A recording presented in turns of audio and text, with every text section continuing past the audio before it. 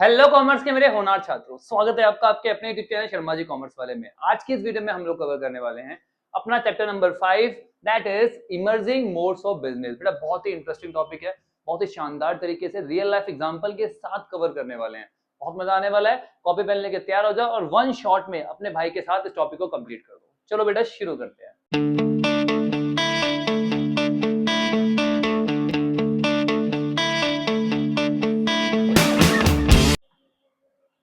सबसे पहले तो ये what do we mean by emerging mode of business.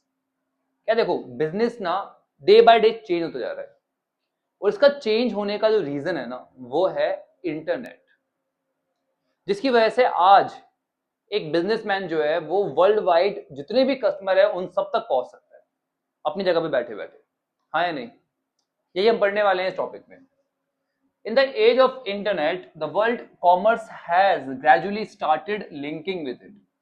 अब जो कॉमर्स है वो धीरे धीरे इंटरनेट से लिंक होता जा रहा है, ठीक है, जिसकी वजह से एक नया कंसेप्ट आ रहा है कॉमर्स का, उसको हम बोलते हैं ई कॉमर्स या ई बिजनेस।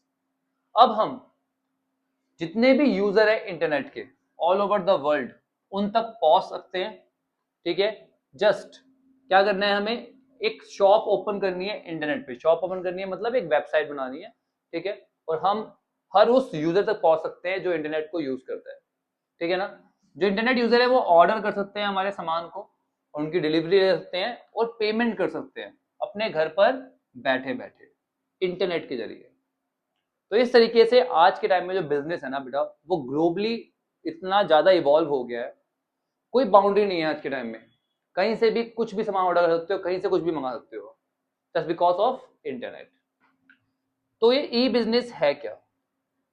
ई बिजनेस होता है बेटा, सबसे बड़ा एग्जांपल है इमर्जिंग मोड ऑफ बिजनेस का। सिंपल सी बात है, बिजनेस एक्सप्लोर हो ही किस वजह से पा रहे हैं, क्योंकि आजकल जो बिजनेस हो रहा है वो कैसे हो रहा है, इलेक्ट्रॉनिकली। तो अगर सिंपल वर्ड्स में इसकी मीनिंग देखते हैं हम लोग, तो जब भी हम ट्रेड करते हैं, कॉमर्स करते हैं या इंडस्ट्री से रिलेटेड कोई भी वर्क करते हैं, विया विया मतलब होता है with the help of computer network using the internet. Computer network पे इंटरनेट की मदद से जब भी हम ट्रेड कर रहे हैं, कॉमर्स कर रहे हैं, इंडस्ट्री से कोई भी वर्क कर रहे हैं, तो what we called it e business. E for electronic business. और सिंपल करते हैं, वो बिजनेस जो इंटरनेट की मदद से इलेक्ट्रॉनिकली किया जाता है वो होता है हमारा ई बिजनेस। इजी। चलिए तो अब देखते हैं ई बिजनेस के बेनिफिट्स क्या है। बेटा बहुत सारे बेनिफिट्स है। पहला बेनिफिट है easy and fast to setup. भाई फटाफट सेटअप हो जाता है। क्या चाहिए आपको? एक इंटरनेट चाहिए, हाई स्पीड इंटरनेट चाहिए, कंप्यूटर्स चाहिए, ठीक है, और बढ़िया सा सॉफ्टवेयर चाहिए, ठीक है, जिससे आप अपने एप्स वगैरह को, अपनी वेबसाइट को कंट्रोल करोगे। That's it. Mostly setting up an electronic business require high speed internet connection, computer devices and advance software system. Clear? और कुछ नहीं चाहिए भैया, अपनी वेबसाइट बनाई, अपना प्रोडक्ट सेल करना शुरू कर दिया, दैट्स इट, ठीक है। चलिए, not limited by the geographical boundaries. मैंने आपको पहले ही बता दिया कि भैया कोई बाउंड्री नहीं है, बाउंड्री लेस है ये। आप कहीं पर भी बैठे हुए किसी भी तरह के देश में किसी भी कोने में जो आपका इंटरनेट यूजर है वहां तक आप पहुंच सकते हो और उसको अपना सामान बेच सकते हो, ठीक है बेटा। क्लियर? गवर्नमेंट सब्सिडी प्रोवाइड करती है। अगर इंडिया की गवर्नमेंट की बात करें तो हमारा टारगेट है डिजिटलाइजेशन। मोदी जी ने जब से वो आए हैं डिजिटलाइजेशन पे बहुत ज्यादा फोकस करा है, ठीक है। तो उसके लिए वो क्या करते हैं, सब्सिडी प्रोवाइड करते हैं। जब भी आप बिजनेस करते हो इलेक्ट्रॉनिकली तो गवर्नमेंट आपको सब्सिडी प्रोवाइड करती है और भी बहुत सारे एडवांटेज प्रोवाइड करती है प्रमोट करने के लिए। किसको? डिजिटलाइजेशन को। The movement toward a paperless society. अगला बेनिफिट, हम पेपरलेस सोसाइटी की तरफ जा रहे हैं। अब हमें पेपर पे हर चीज रिकॉर्ड करने की जरूरत नहीं होती, सब कुछ हमारे इंटरनेट पे होता है।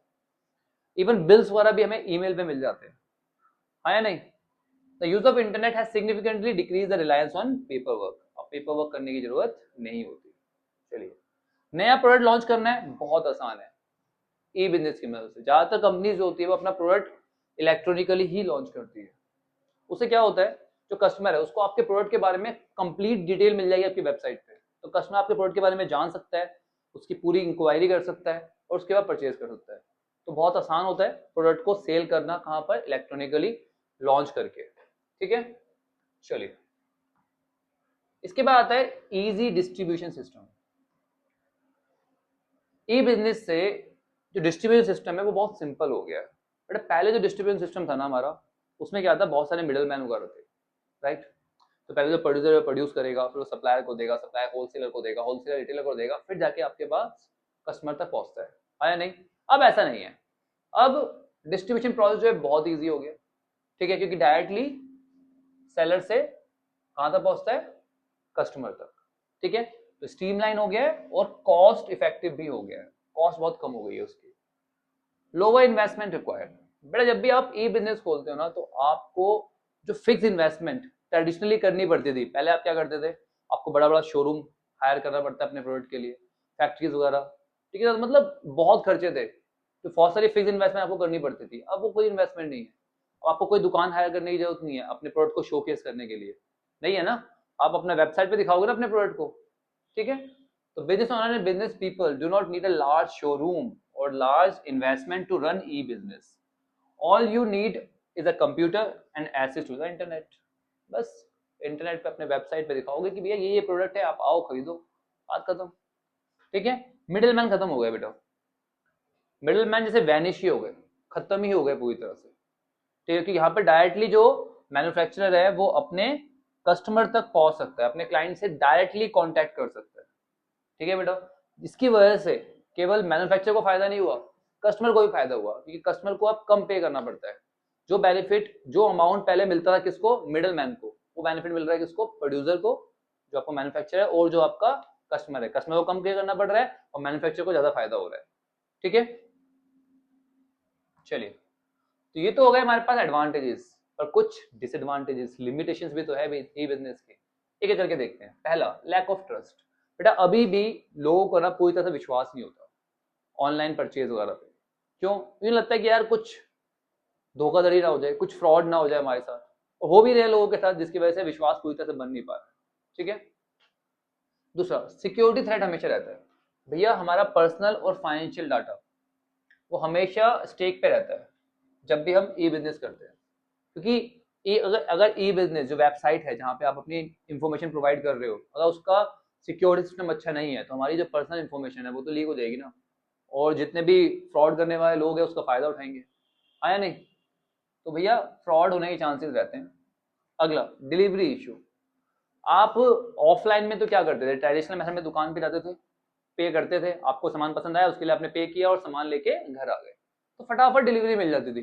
बट यहाँ ऐसा नहीं है, यहाँ पे आप ऑर्डर करते हो, ठीक है, उसके 2 दिन 3 दिन बाद, या फिर इंस्टेंट डिलीवरी है तब भी थोड़ा बहुत टाइम तो लगता है, 4-5 घंटे का टाइम तो लगता ही है, हाँ या नहीं? तो ये थोड़ा सा इशू है, टाइम लगता है किसमें, डिलीवरी में, लॉन्गर डिलीवरी टाइम।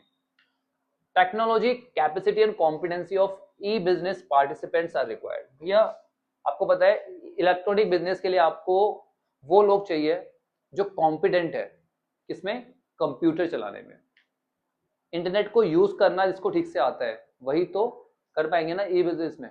और दोनों पार्टी हो, केवल जो सेलर है केवल उसी को आना चाहिए, it's not only one thing, जो कंज्यूमर है उसको भी तो इंटरनेट यूज करना आना चाहिए ना, तभी तो ट्रांजेक्शन हो पाएगी। तो यहाँ से एक डिजिटल डिवाइड भी क्रिएट हो जाता है। डिजिटल डिवाइड मतलब वो लोग जिनको ऑनलाइन वर्क करना आता है, जो सामान खरीद सकते हैं, जिनको इंटरनेट यूज करना आता है, और दूसरे जिनको इंटरनेट यूज करना नहीं आता है, तो एक डिवाइड क्रिएट होता है सोसाइटी में, और वो अच्छा नहीं है, ठीक है बेटा। अगला, ethical fall out. Ethical fall out, इसका एग्जाम्पल समझाता हूँ मैं आपको। आपने देखा होगा कि आपके ईमेल पे इतनी सारे एडवर्टाइजमेंट आते रहते हैं, ठीक है, इतने सारे मेल आते रहते हैं अलग अलग कंपनी से, क्या आपने उन हर एक कंपनी पे अपने इंफॉर्मेशन प्रोवाइड करी है? नहीं ना। वो कैसे आ रहे हैं, जिस वेबसाइट पे आपने अपनी इंफॉर्मेशन प्रोवाइड करी है उसने वो इंफॉर्मेशन आगे सेल कर दी, क्या ये इथिकली सही है? नहीं, ठीक है। तो इसीलिए ये खतरा हमेशा बना रहता है कि ये इथिकली सही नहीं है, ठीक है बेटा, आपकी पर्सनल इंफॉर्मेशन लीक होने का खतरा हमेशा रहता है। चलिए एक बार फटाफट ट्रेडिशनल कॉमर्स और ई कॉमर्स में डिफरेंशिएट कर लेते हैं। डेफिनेशन तो हमें पता है, जब भी हम प्रोडक्ट और सर्विसेज को एक्सचेंज करते हैं, ठीक है ना बेटा, वो सब किस में आता है हमारे पास, कॉमर्स में। ई कॉमर्स में क्या होता है, यहाँ पे भी हम एक्सचेंज करते हैं बट इलेक्ट्रॉनिकली, ठीक है। यहाँ पे ट्रांजेक्शन जो है वो आप मैन्युअली करते हो आप, ठीक है, यहाँ पे ऑटोमेटिक ट्रांजेक्शन हो जाती है। एक्सेसिबिलिटी क्या है बेटा, लिमिटेड टाइम के लिए होता है, ठीक है। जो ई कॉमर्स है वो 24/7 365 डेज, आप जब मर्जी रात को 2 बजे हो 3 बजे हो, जब मर्जी आपको जो चीज चाहिए आप ऑर्डर कर सकते हो। आ रही है बस समझ में। बट हमारी जो नॉर्मल शॉप्स होती है हमारे आसपास, उनका एक पर्टिकुलर टाइम होता है ना। फिजिकल इंस्पेक्शन भी, आप दुकान पे जाके फिजिकली देख सकते हो सामान को, भाई अच्छा है, इसकी क्वालिटी कैसी है, फिर खरीद सकते हो। बट ऑनलाइन में ऐसा नहीं है, जो फोटोज आपको प्रोवाइड कर रखी है, मेनली जो फोटो होती है वो रियलिटी से अलग होती है, ठीक है। तो उन फोटोज को देख के ही आप हमेशा पता कर पाते हो। तो स्क्रीन टू फेस होता है और यहाँ पर फेस टू फेस इंटरेक्शन होता है, ठीक है। यहाँ पर आप इंस्पेक्शन नहीं कर सकते, ठीक है। चलिए अगला, स्कोप क्या होता है बेटा, लिमिटेड है, पर्टिकुलर एरिया में ही आप अपने सामान को सेल कर सकते हो। यहाँ पर वर्ल्ड वाइड रीच है, राइट, आप वर्ल्ड में कहीं भी कोई भी कस्टमर हो वहां तक पहुंच सकते हो। इंफॉर्मेशन एक्सचेंज, यहाँ पे किसी भी तरह की इंपॉर्टेंट इन्फॉर्मेशन एक्सचेंज करने के लिए कोई यूनिफॉर्म प्लेटफॉर्म नहीं है। यहाँ पे आपको अपनी इन्फॉर्मेशन प्रोवाइड करनी पड़ती है। आप कोई भी वेबसाइट पे करते हो, पहले लॉगिन करना पड़ता है आपको, वहाँ पे अपनी इन्फॉर्मेशन देनी पड़ती है, राइट। रिसोर्स फोकस, केवल सप्लाई साइड पे फोकस किया जाता है, यहाँ पर कस्टमर की क्या डिमांड है उस पर फोकस किया जाता है। अगला, रिलेशन कैसा होता है, लीनियर, यहाँ पे होता है end to end, customer to customer, customer to business directly. Marketing कैसी होती है, वन वे मार्केटिंग होती है या वन टू वन मार्केटिंग होती है। वन वे मार्केटिंग मतलब क्या है कि सबके लिए एक ही मार्केटिंग हो रही है, यहाँ पर हर एक पर्सन के लिए अलग अलग मार्केटिंग होती है, ठीक है। Payment, cash, cheque, credit card, इनसे पेमेंट करते हो आप। यहाँ पे क्रेडिट कार्ड, फंड ट्रांसफर से पेमेंट कर सकते हो। डिलीवरी ऑफ गुड्स जो है वो इंस्टेंटली हो जाती है, यहाँ पर डिलीवरी ऑफ गुड्स में टाइम लगता है, ठीक है। क्लियर हो गया, बहुत बढ़िया, शाबाश। चलिए अब देखते हैं बेटा कौन कौन से रिसोर्स आपको चाहिए एक सक्सेसफुल ई बिजनेस के लिए। तो पहला, कंप्यूटर सिस्टम चाहिए जो इंटरनेट से लिंक्ड हो, ठीक है। जस्ट प्रेसिंग इट्स कीज, मतलब बार बार लिंक करने का टाइम ना लगे, वो लिंक्ड ही हो हमेशा, ठीक है। इंटरनेट कनेक्टिविटी चाहिए, हाई स्पीड इंटरनेट चाहिए आपको, ठीक है। इसके अलावा आपको एक वेब पेज बनाना पड़ेगा जहां पे आप अपने प्रोडक्ट्स को डिस्प्ले करोगे, आया नहीं, उसको होम पेज भी बोलते हैं। इसके बाद आपके पास एक इफेक्टिव कम्युनिकेशन सिस्टम होना चाहिए, ठीक है। मेनली टेलीफोन लाइंस वगैरह होती है जिससे आप अपने कस्टमर से इंटरेक्ट करोगे, उनकी क्यूरीज वगैरह को सॉल्व करोगे। तो 4 जगह जरूरत पड़ती है, कंप्यूटर सिस्टम, इंटरनेट कनेक्शन, एक वेब पेज जहां पे अपने प्रोडक्ट को डिस्प्ले करते हो, कस्टमर तक पहुंचाते हो, ठीक है, और इफेक्टिव टेलीकम्युनिकेशन सिस्टम। क्लियर बेटा, बहुत बढ़िया, शाबाश। अब देखते हैं बेटा स्कोप क्या है, बिजनेस का स्कोप है अलग अलग, ठीक है। देखते हैं एक एक करके। पहला आता है B2B, बिजनेस टू बिजनेस, दो अलग अलग बिजनेस के बीच में जब भी कोई ट्रांजेक्शन होगी इलेक्ट्रॉनिकली तो उसको बोलेंगे हम लोग B2B कॉमर्स, ठीक है। तो business activity in which two firms और two business unit make electronic transaction. Clear हो गया। कभी कभी क्या होता है कि एक जो प्रोड्यूसर फर्म है और एक जो है वो सप्लायर फर्म है, उन दोनों के बीच में क्या हो रही है, ट्रांजेक्शन हो रही है, तो वो क्या होगा, B2B। क्लियर, दो बिजनेस फर्म्स के बीच में जब भी ट्रांजेक्शन होगी इलेक्ट्रॉनिकली उसको बोलेंगे B2B कॉमर्स। क्लियर हो गया। अब आता है B2C, business to customer, business to customer commerce. यहाँ पे क्या होता है, एक पार्टी जो है वो फर्म है जो सामान बेच रही है और दूसरी पार्टी होती है हमारा कस्टमर, ठीक है, जो क्या कर रहा होता है, प्रोडक्ट को परचेज कर रहा होता है, किससे, बिजनेस से। In this one party is firm, the other party is customer.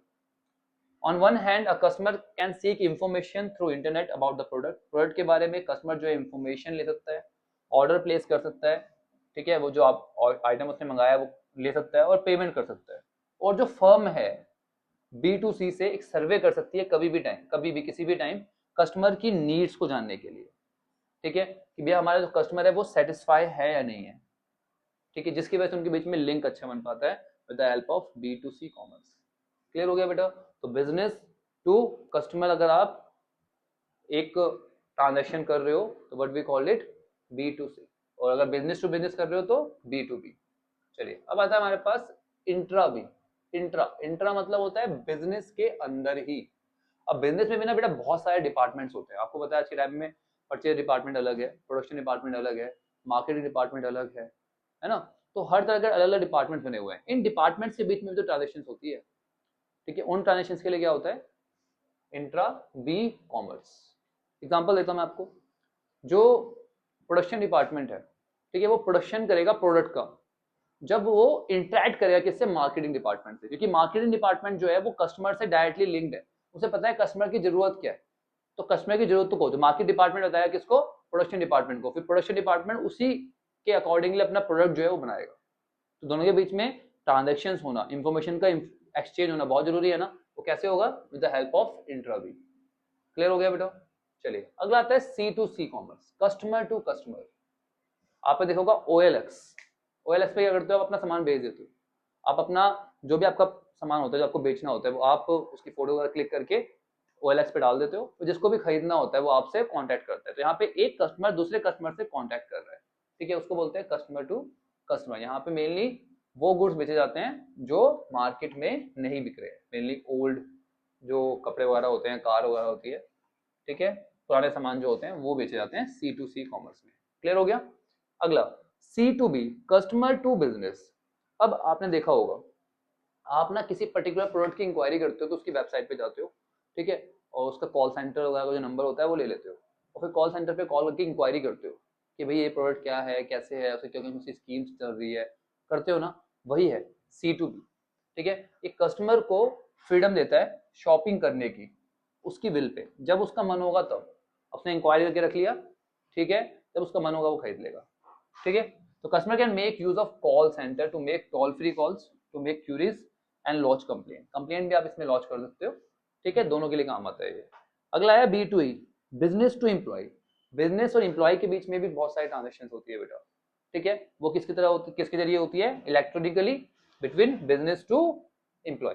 ठीक है, तो कंपनी जो है वो लोगों को रिक्रूट करती है, उनका इंटरव्यू लेती है, उनको सेलेक्ट करती है, उनकी ट्रेनिंग देती है, किसकी मदद से? B2E commerce. ठीक है बेटा, सारा काम आजकल इलेक्ट्रॉनिकली हो जाता है, ठीक है, पर्सनली मिलने की जरूरत नहीं पड़ती। चलिए बेटा, अब प्रोसेस क्या होता है ऑनलाइन ट्रेडिंग में? भाई आपको ऑनलाइन कोई भी सामान खरीदना है तो सबसे पहले क्या करना पड़ेगा? आपको पहले रजिस्ट्रेशन करना पड़ेगा। आप फ्लिपकार्ट से कुछ परचेज करना चाहते हो, एग्जांपल लेते हैं, तो आप क्या करो, पहले उस पर अपना अकाउंट बनाओगे, रजिस्टर करोगे, है ना, सारी डिटेल प्रोवाइड करते हो, तो उसको बोलते हैं बेटा रजिस्ट्रेशन। एक बार आपने रजिस्ट्रेशन कर लिया, अब रजिस्ट्रेशन में आपको पता है आपको एक अपना पासवर्ड प्रोटेक्टेड अकाउंट बनाना होता है, जो पासवर्ड से प्रोटेक्टेड, आप जब पासवर्ड डालोगे तभी वो खुलेगा, और कोई उसका यूज नहीं कर सकता विदाउट पासवर्ड। ठीक है ना? क्लियर? उसके बाद आप एक ऑर्डर प्लेस करते हो, जो भी सामान आपको खरीदना है, आप क्या करते हो, अपने कार्ट में पहले ऐड करते हो, कार्ट में ऐड करते हो कि ये मुझे चीजें चाहिए, मेरे को खरीदनी है, तो उसको कार्ट में ऐड करते हो। उसके बाद क्या करते हो, कार्ट में ऐड करने के बाद आप उसे चेकआउट करते हो। चेकआउट करते हो मतलब परचेस कर सकते हो, कार्ट में ऐड कर लिया कि ये चीजें मुझे पसंद आई है, उनमें जो परचेस करना है उसको चेकआउट कर सकते हो। ठीक है, एक बार आप परचेस के लिए आगे बढ़ोगे तो फिर आप क्या करोगे, पेमेंट करोगे, तो ऑनलाइन आप पेमेंट करोगे। ठीक है, ऑनलाइन ऑफलाइन दो तरह से होते हैं पेमेंट, तो बहुत सारे तरीके हैं पेमेंट के, एक एक करके देखने वाले हैं हम लोग। सबसे पहले क्या किया बेटा, ये देख लो, रजिस्ट्रेशन किया, उसके बाद आपने ऑर्डर प्लेस किया, ऑर्डर प्लेस करने के लिए आपने कार्ट में ऐड किया, फिर प्रोसीड किया आगे, तो फिर उसने पेमेंट मांगी, फिर आपने पेमेंट करी अलग अलग तरीके से। ठीक है, अब कौन कौन तरीके हैं? पहला था कैश ऑन डिलीवरी, आप COD कर देते हो कि भैया जब वो बंदा सामान लेके आपके घर पे आएगा, ठीक है, आप उस पॉइंट ऑफ टाइम पे उसको पेमेंट कर दोगे। ठीक है, चेक से भी आजकल पेमेंट होती है।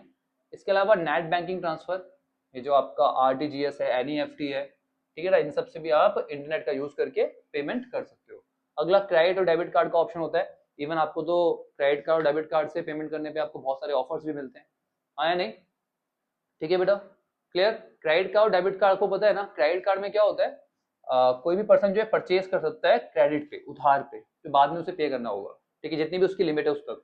और डेबिट कार्ड से पेमेंट कर सकता है जितना उसके अमाउंट है, किसमें? बैंक में, बैंक में जितना क्रेडिट है उसके पास उतने अमाउंट तक की वो पेमेंट कर सकता है। क्लियर? अगला है डिजिटल कैश। डिजिटल कैश क्या होता है बेटा?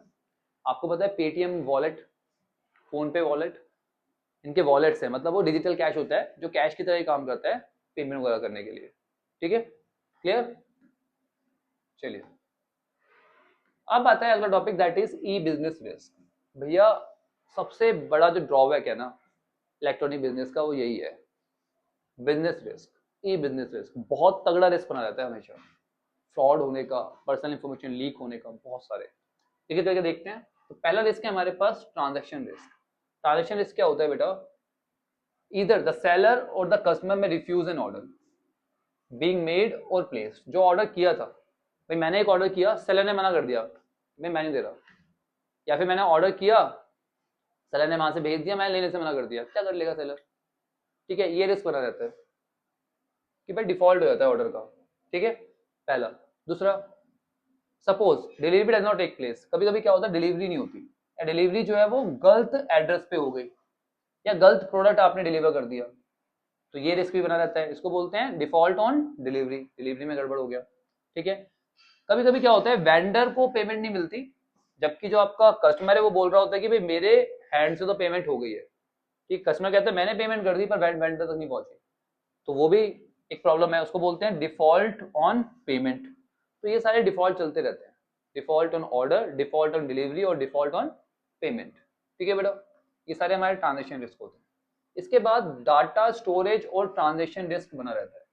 भैया आपको पता है आप अपने कंप्यूटर सिस्टम से क्या कर रहे हो, इंटरनेट पे लॉगिन करके उस वेबसाइट तक जा रहे हो, ठीक है, तो आपका जितना भी पर्सनल डाटा है आपके सिस्टम पे, ठीक है ना, वो हमेशा थ्रेट पे रहता है नहीं, जो आपका इंपॉर्टेंट डाटा है वो चोरी हो सकता है या फिर उसको कोई अल्टर कर सकता है। कुछ लोग तो मजे मजे में ही कर लेते हैं एडवेंचर के लिए, पर आपका तो नुकसान हो गया ना। ठीक है, आप इससे कैसे बच सकते हो, आप एंटीवायरस इंस्टॉल करो, ठीक है, और टाइम टू टाइम उसे अपडेट करते रहो, तो उससे क्या होगा आपके कंप्यूटर पे कोई भी वायरस तो नहीं है, उसकी स्कैनिंग होती रहेगी और आप इस तरह के फ्रॉड से, इस तरह के थ्रेट से बचे रहोगे। ठीक है, अच्छा अगली प्रॉब्लम क्या होती है कि भैया चलो आपका कंप्यूटर का डाटा तो क्या हो गया, सेफ हो गया, बट जब डाटा ट्रांसफर हो रहा है उस पॉइंट ऑफ टाइम पे भी तो कोई भी आपके डाटा को चोरी कर सकता है, उसे अल्टर कर सकता है, तो उससे बचने के लिए क्या होता है आज के टाइम में, क्रिप्टोग्राफी। इसमें क्या करते हैं, आपके डाटा को एनक्रिप्ट किया जाता है, ठीक है, क्रिपर टेक्स्ट में, ठीक है, और जिसको आपने डाटा सेंड किया है, ठीक है, उसके पास एक स्पेशल या सीक्रेट की होती है, जब वो उसे डालेगा तब जो क्रिपर टेक्स्ट है वो डिक्रिप्ट होगा, मतलब प्लेन टेक्स्ट में कन्वर्ट होगा, तब वो बंदा उसको रीड कर पाएगा, बीच में कोई भी उसे रीड नहीं कर पाएगा जब डाटा ट्रांसफर हो रहा है। तो आपने ये व्हाट्सएप पे देखा होगा आजकल एंड टू एंड इंक्रिप्शन लिखा होता है व्हाट्सएप पे, जो आप किसी को मैसेज शेयर करते हो ना, तो पहले वो एनक्रिप्ट होता है, ठीक है, इसमें साइबर टेक्स्ट में, और फिर वो बंदा उसे डिक्रिप्ट कर पाता है। ठीक है, तो बीच में आपकी इंफॉर्मेशन लीक होने का चांसेस नहीं रहते, तो ये अच्छा सेफ्टी मेजर है जो आजकल वेबसाइट्स जो है यूज कर रही है। ठीक है, चलिए इसके बाद risk of threat to intellectual property and privacy. भाई प्राइवेसी का तो थ्रेट बना रहता है, एक बार कोई भी इंफॉर्मेशन आपकी इंटरनेट पे चली गई तो फिर वो प्राइवेट तो रही नहीं, आया नहीं, लोग उसको कॉपी कर ही लेते हैं, ठीक है ना, उसे बचा पाना कॉपी होने से पॉसिबल नहीं है। आपने देखा होगा आपके इंटरेस्ट के हिसाब से आपको ना एडवर्टाइजमेंट आ रहे होते हैं, उन्हें कैसे पता आपका इंटरेस्ट ये है, उन्होंने आपकी इंफॉर्मेशन को कॉपी कर लिया जो आपने कहीं और शेयर की थी, गलत है, ये रिस्क बना रहता है। अगला कंसेप्ट आता है बेटा हमारे पास आउटसोर्सिंग। पहले समझ लो आउटसोर्सिंग क्या होता है। कभी कभी क्या होता है आप ना बहुत सारे टास्क कर रहे होते हो, ठीक है, जिसकी वजह से आप बहुत परेशान हो जाते हो, तो आप क्या करते हो अपने भाई बहन को बुलाते हो और जो छोटे मोटे काम होते हैं जो इतने इंपॉर्टेंट नहीं होते वो उनको पकड़ा देते हो, तुम करो ये काम, उनको भी अच्छा लगता है, तो आपकी हेल्प कर रहे हैं और आप अपने मेन वर्क पे फोकस कर पाते हो। तो आपने क्या किया, अपने मेन वर्क पे फोकस करने के लिए नॉट सो इंपॉर्टेंट जो वर्क थे वो आपने क्या कर दिए, आउटसोर्स कर दिए, किसी और को दे दिए। आई बात समझ में, इसी को बोलते हैं आउटसोर्सिंग। आज के टाइम में बिजनेस जो है ना वो बहुत तेजी से एक्सपैंड होता जा रहा है। बिजनेस छोटा है तो आप सारे काम कर लोगे, हर तरह के काम आप संभाल लोगे, बट जैसे जैसे आपका बिजनेस का स्कोप बढ़ता चला जाएगा वैसे वैसे आप सारे काम नहीं संभाल पाओगे, क्यूबरसम हो जाओगे। तो आप क्या करते हो, अपने कोर वर्क पे फोकस करने के लिए नॉट सो इंपॉर्टेंट वर्क जो होते हैं उनको क्या करते हो, किसी ऐसी कंपनी को दे देते हो करने के लिए जो उस काम में एक्सपर्ट होती है। तो इससे क्या होता है, आपका बर्डन कम होता है और दूसरा आपको स्पेशलाइजेशन भी मिल जाता है, उसी को बोलते हैं आउटसोर्सिंग। समझ में आ गया, चलिए। Many activities have to be performed for the successful conduct of business like production, buying, selling, advertising. सारे काम करने पड़ते हैं आपको बिजनेस चलाने के लिए। बिजनेस छोटा है तो ठीक है, ठीक है, सारी एक्टिविटीज आप आराम से संभाल लोगे, पर जैसे जैसे बिजनेस बढ़ता है ये जो वर्क होते हैं वो क्या होते हैं, क्यूबरसम हो जाते हैं, कॉम्प्लेक्स हो जाते हैं। तो इसको कम करने के लिए, इस प्रॉब्लम से डील करने के लिए, ठीक है, आप क्या करते हो, बहुत सारी एक्टिविटीज करते हो और बेनिफिट लेते हो किसको, स्पेशलाइजेशन का। ठीक है, the service are now obtain from the outside. ये सारी सर्विस क्या होती है, आप आज के टाइम में बाहर से लेते हो, बाहर कुछ ऐसी कंपनीज है जो आपको ये सारी सर्विस प्रोवाइड कर रही है, उसी को बोलते हैं आउटसोर्सिंग ऑफ सर्विस या बीपीओ, बिजनेस प्रोसेस आउटसोर्सिंग। ठीक है बेटा, क्लियर हो गया। हर तरह की सर्विस आपको प्रोवाइड हो रही है, आपको financial service, advertisement service, courier service, transportation service, ठीक है, कॉल सेंटर्स। चलिए, तो फायदा क्या है आउटसोर्सिंग का? पहला, कॉस्ट एडवांटेज मिलती है। भैया आपको ना अब सेटअप करने की जरूरत नहीं है, आपको लोगों को हायर करने की जरूरत नहीं है, ठीक है, तो आपका वो सारा कॉस्ट बच जाएगा। समझ के देखो, आपको अपने कंपनी के लिए कॉल सेंटर चाहिए, तो आपको क्या करना पड़ेगा, एक बिल्डिंग हायर करनी पड़ेगी, ठीक है, और उसके बाद सारा फर्नीचर परचेज करना पड़ेगा, है ना, फिर लोग हायर करने पड़ेंगे, कितना खर्चा होगा, बहुत खर्चा होगा। इससे अच्छा ना कि आप किसी कंपनी को हायर कर दो जो ऑलरेडी ये काम कर रही है, ठीक है। तो कॉस्ट एडवांटेज होता है, हाई क्वालिटी सर्विस, जो बंदा वो काम कर रहा है ना वो उस काम में स्पेशलाइज्ड है, तो आपको एक स्पेशलाइजेशन का बेनिफिट मिल जाएगा। दूसरा, सेटअप कॉस्ट नहीं है, मैंने आपको अभी बताया, आपको कोई चीज सेटअप करने की जरूरत नहीं है, ठीक है। लेबर कॉस्ट कम हो जाती है, सस्ता बढ़ता है भैया। आज के टाइम में आउटसोर्स वहीं किया जा रहा है जहां पर लेबर सस्ती है। बाहर से मैक्सिमम कंट्रीज जो है ना इंडिया में आउटसोर्स कर रही है अपने काम को, मेनली आईटी में। क्यों? तो ये हमारे यहाँ पे लेबर सस्ती है in comparison to their country, ठीक है, तो वो बेनिफिट मिल जाता है इनको। एंटरप्रेन्योरशिप, एम्प्लॉयमेंट और एक्सपोर्ट बढ़ता है, उनका एक्सपोर्ट बढ़ रहा है उन लोगों का, ठीक है, ठीक है, वो क्या कर रहे हैं अब, अपने वर्क को एक्सपोर्ट कर रहे हैं, ठीक है। बट हमारे लिए बेनिफिट है, हमारे यहाँ पे क्या हो रहा है, एम्प्लॉयमेंट अपॉर्चुनिटीज बढ़ रही है, एंटरप्रेन्योरशिप बढ़ रहे हैं, लोग अपना बिजनेस खोल के बैठे हैं जो ये सर्विसेज प्रोवाइड कर रहे हैं, ये बेनिफिट हमें मिलता है, ठीक है बेटा। हाई क्वालिटी सर्विस पास हो पाती है, केवल स्किल्ड इंडिविजुअल ही असाइन किए जाते हैं इन टास्क के लिए। जिससे क्या होता है, बेटर सर्विस प्रोवाइड हो पाती है जिसमें मिस्टेक्स बहुत कम हो। अगर आप लोगों को हायर कर रहे हो, उनसे काम करा रहे हो, ठीक है, वो एक्सपर्ट नहीं है उस काम में, तो क्या होगा, मिस्टेक्स चांस होंगे। बट वो कंपनी जो आपको सर्विस प्रोवाइड कर रही है वो तो एक्सपर्ट, उसका तो हमेशा का काम ही यही है, ठीक है ना, तो मिस्टेक्स वगैरह कम होती है, हाई एंड क्वालिटी सर्विस मिल पाती है। अब कुछ कमियां भी है आउटसोर्स की। पहली आती है पुअर क्वालिटी, अगर सही कंपनी हायर नहीं की तो बैंड हो जाएगी वो, आया नहीं, तो भैया सही कंपनी हायर करना बहुत जरूरी है, अदरवाइज आपकी जो क्वालिटी है आपके बिजनेस की वो रिड्यूस हो जाएगी उस पर्टिकुलर एक्टिविटी की वजह से, आपका नाम खराब होगा। Lack of communication and control, भैया कंट्रोल कर पाना ना इनको बहुत मुश्किल होता है। मेनली जो आउटसोर्स करते हो ना आप, आउट ऑफ शोर करते हो, दूसरी कंट्रीज में करते हो, तो यहाँ से बैठे बैठे उस कंट्री को कंट्रोल करना बड़ा मुश्किल काम हो जाता है, ठीक है। अगला, सिक्योरिटी थ्रेट्स, भैया अगर आपको कुछ काम किसी से कराना है तो आपको अपनी इंफॉर्मेशन में देनी पड़ेगी उसे। अब जरूरी है कि वो लॉयल बंदा हो, कि वो आपकी इंफॉर्मेशन को लीक नहीं करेगा आगे। अगर इंफॉर्मेशन लीक कर दी तो आपके बिजनेस के जो सीक्रेट्स है वो लीक हो जाएंगे, प्रॉब्लम है ना, तो सिक्योरिटी थ्रेट रहता है, ठीक है। कस्टमर सेंट्रिक कम होता है, भैया वो जो कंपनी है ना वो केवल एक आपको ही सर्विस प्रोवाइड नहीं कर रही, उसके बाद बहुत सारे कस्टमर है, हाँ या नहीं, तो आपके अकॉर्डिंगली सारे चेंजेस करना पॉसिबल नहीं होगा, आपको ही एडजस्ट करना पड़ेगा, ठीक है। इथिकल इश्यू, इथिकल इश्यूज तो है ही, आउटसोर्सिंग जो है वो जॉब प्रोवाइड कर रही है, वेल्थ प्रोवाइड कर रही है किसी और कंट्री में, ठीक है, फंडिंग कंट्री की जगह। भैया आप वो काम अपनी कंट्री में अगर कराओगे तो क्या होगा, आपकी कंट्री के लोगों को एम्प्लॉयमेंट मिलेगा, आपकी जीडीपी बढ़ेगी। बट आप क्या कर रहे हो, आउटसोर्स कर रहे हो किसी और कंट्री में अपने बेनिफिट के लिए, तो ये थोड़ा सा इथिकली सही नहीं है कि हम अपनी कंट्री को बेनिफिट प्रोवाइड नहीं कर पा रहे बल्कि दूसरी कंट्री को बेनिफिट दे रहे हैं, ठीक है। चलिए, तो आगे हमारे पास दोबारा से वही concept, that is business process outsourcing. वहां पे हमने आउटसोर्सिंग पढ़ा था, ये क्या है, बिजनेस प्रोसेस आउटसोर्सिंग, वही कंसेप्ट है बेटा, कि हम लोग क्या करते हैं आज के टाइम में हमारे बिजनेस में, जैसे कॉम्प्लेक्सिबिलिटी बढ़ रही है, जैसे जैसे स्कोप बढ़ रहा है हमारे बिजनेस का, ठीक है, हमारे जो काम है वो क्यूबरसम हो रहे हैं और कॉस्टली भी हो रहे हैं। अलग अलग फंक्शन को मैनेज कर पाना, एफिशिएंटली काम कर पाना, अलग अलग फंक्शन को संभाल पाना, इस प्रॉब्लम को सॉल्व करने के लिए हमने क्या करा है, अपने नॉट सो इम्पोर्टेंट वर्क्स को क्या कर दिया है, दूसरों को करने के लिए दे दिया, आउटसोर्स कर दिया है, ठीक है बेटा।